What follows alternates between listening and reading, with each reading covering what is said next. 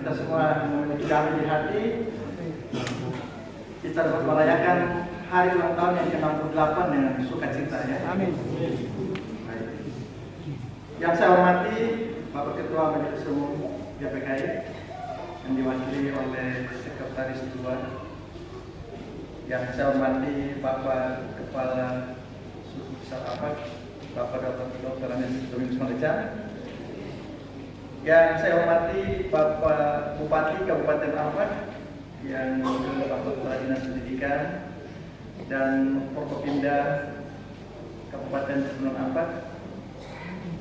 Yang saya hormati Bapak Pendeta Dr. Pasien Salabai sebagai pembawa firman yang sudah melayani kita. Yang saya hormati Bapak Ketua SDR Sumtrin, Bapak Pendeta Dr. Sos Tumbekwan, dan perwakilan dari miskin, dan juga Bapak Ketua Majelis Daerah yang hadir pada pagi hari ini, dan semua hadirin para undangan yang saya kasih dalam Tuhan, Ketua Panitia yang sudah melaporkan tadi hasil kerja keras mereka untuk mengadakan acara ini. Bapak Ibu dan saudara sekalian, saya diminta untuk menyampaikan laporan tentang sejarah singkat perkabaran Injil di Suku Mea dan di wilayah STK ini. Saya akan mulai dengan keputusan dari Majelis Umum, yaitu pada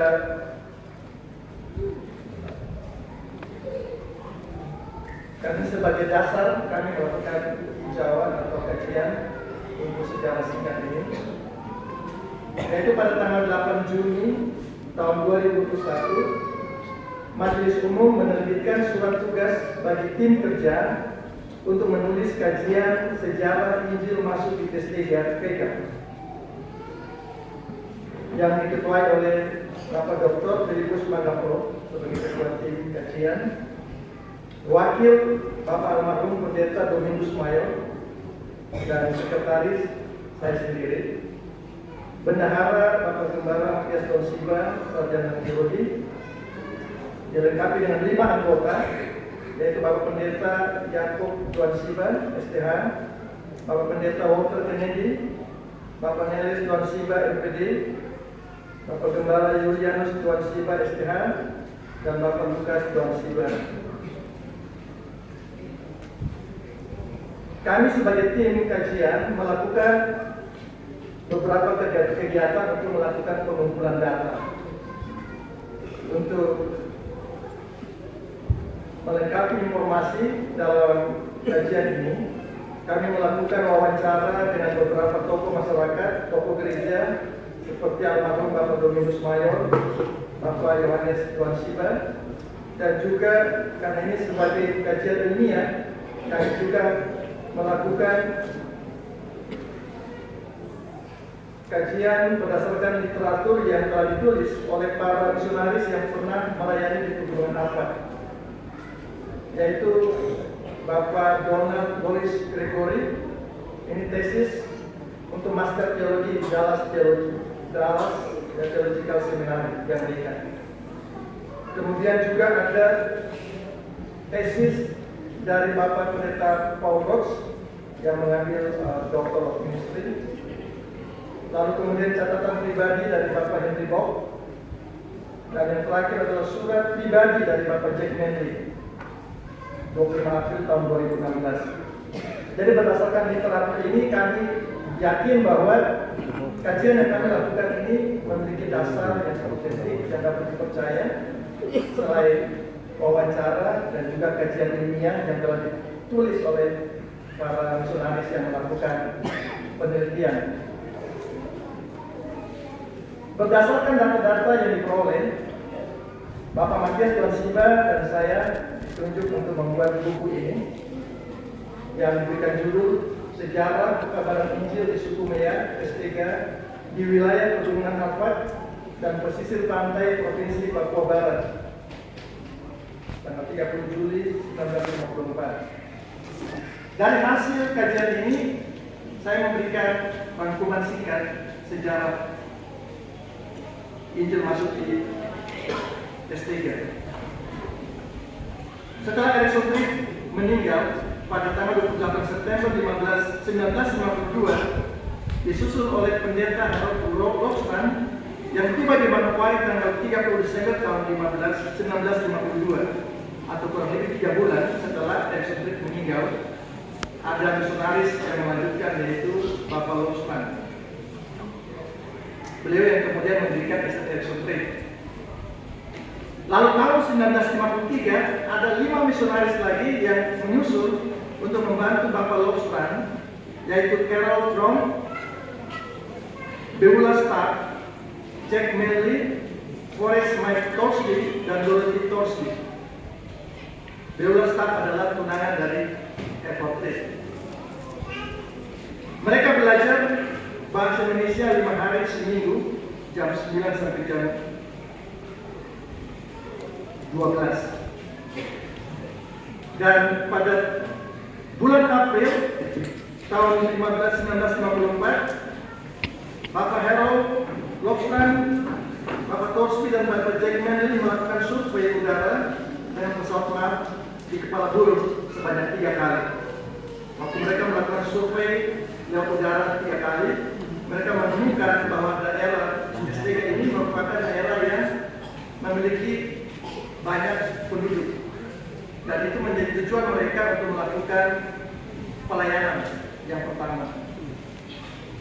Dan pada bulan Juni 1954 juga datang lagi satu keluarga, yaitu Bapak Charles Preston yang tiba di Manokwari.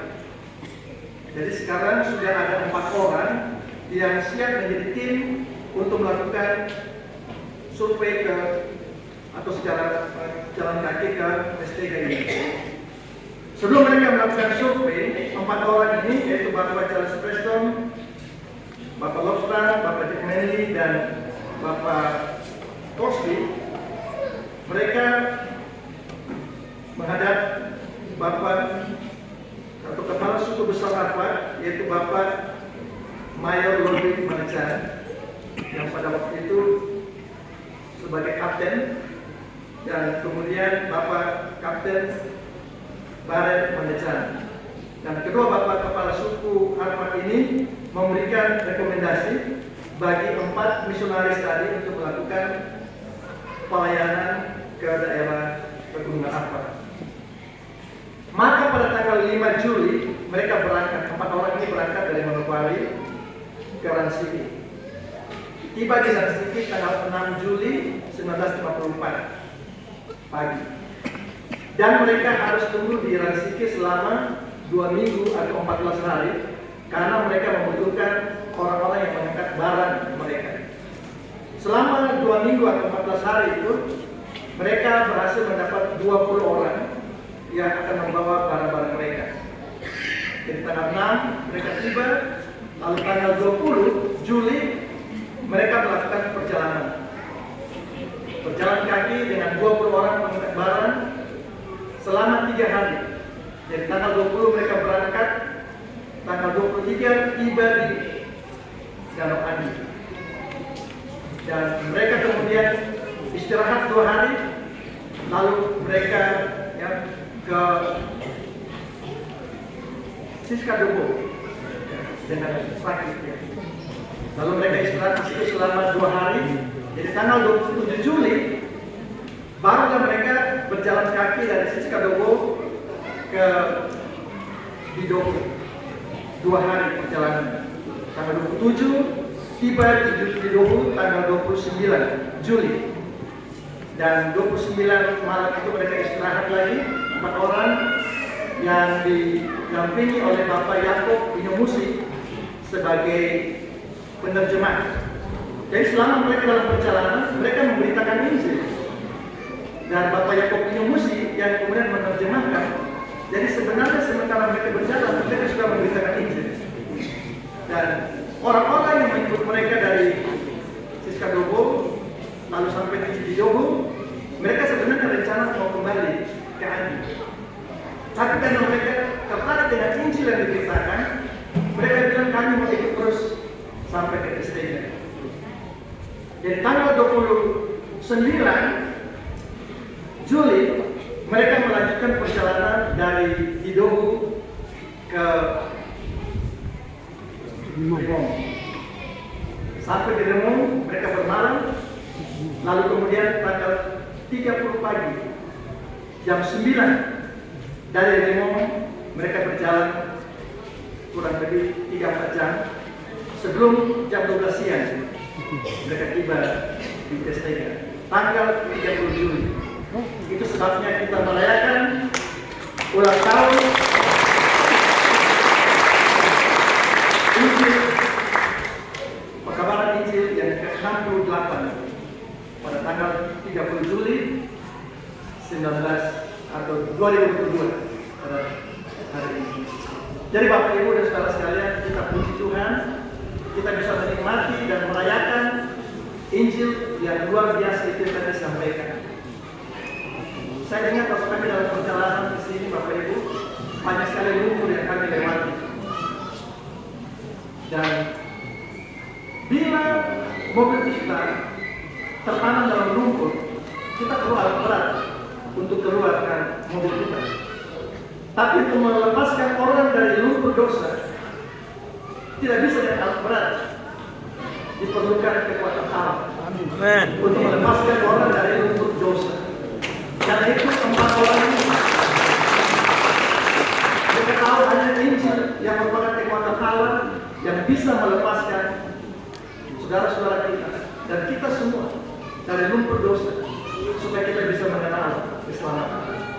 Jadi puji Tuhan, ini adalah hari kemenangan, hari yang bersejarah. Kita bersyukur karena ada 4 orang yang rela membawa kabar Injil kekuatan Allah, sehingga kita semua bisa ada hari ini. Puji Tuhan. Dan untuk perkembangan selanjutnya, silakan Bapak Ibu bisa baca di buku ini bagaimana perkembangan Injil yang luar biasa selanjutnya dalam mengubah Kestega dan pegunungan apa yang kita lihat sekarang ini. Tuhan memberkati.